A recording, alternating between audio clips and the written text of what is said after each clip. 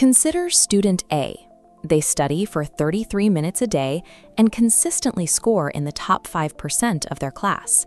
Student B studies for 4 hours every day, sacrifice sleep, and still struggle to maintain a B average. These wildly different outcomes are driven by the mechanics of the study session rather than the time spent at the desk. We easily fall into the productivity illusion. Writing detailed notes that look aesthetically perfect feels like work, but it often bypasses actual learning. This trap involves confusing the time spent curating playlists and picking highlighter colors with the amount of information the brain actually stores. This leads directly to the consumption trap. Pouring massive amounts of hours into passive reading is like trying to fill a bucket full of holes. You can keep pouring water in, but it will never hold. Patching those holes ensures the knowledge actually stays. Grab your textbook and your flashcards and put your highlighters away. Take a second right now and mentally rate your current study method from 1 to 10. Got your number? Shifting your focus entirely away from tracking hours allows for a strategic, active framework that targets retention directly. Let's start with your physical environment. Step 1 is breaking your study sessions into shorter chunks. Set a strict timer for 30 to 60 minutes for a single subject. The marathon 12-hour study sessions are officially banned. The pressure of a ticking countdown timer creates a boundary. It forces focus and prevents the slow drift into passive reading by creating urgency. Step 2 is to test yourself first. Before you review any text, attempt to recall chapter summaries or answer practice questions completely from memory. This initial discomfort is a necessary part of the process. This failure provides a clear map of your specific knowledge gaps before you even open the book. This formula illustrates exactly why a time box strategy is effective. Real learning equals the amount of information multiplied by your retention rate. As this chart tracks the variables, you can see the math play out.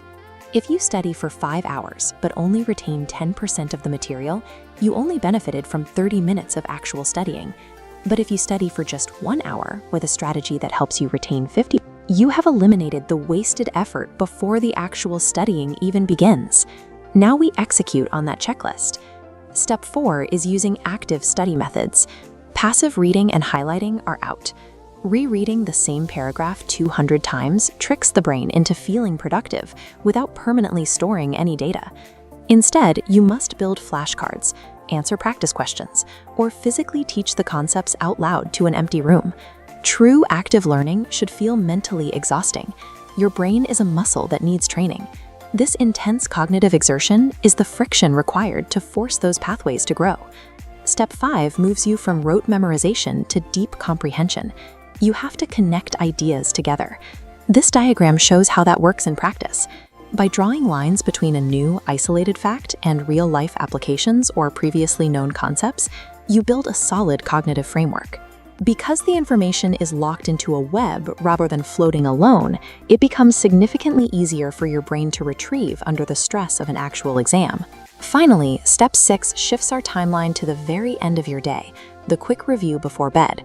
Spend exactly 5 minutes reviewing only your active recall materials or targeted weak spots immediately before you go to sleep. While you rest, sleep biologically functions to consolidate these specific, targeted memories, ensuring they are locked in and easy to retrieve the next morning.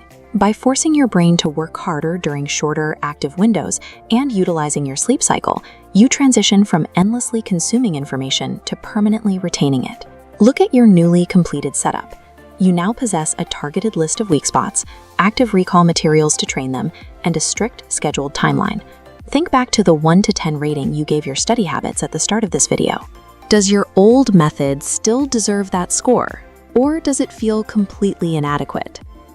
Recognizing the inefficiency of previous passive habits is the required threshold for leveling up your academic performance.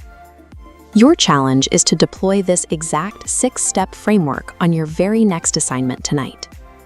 Abandon the goal of studying longer and start studying smarter.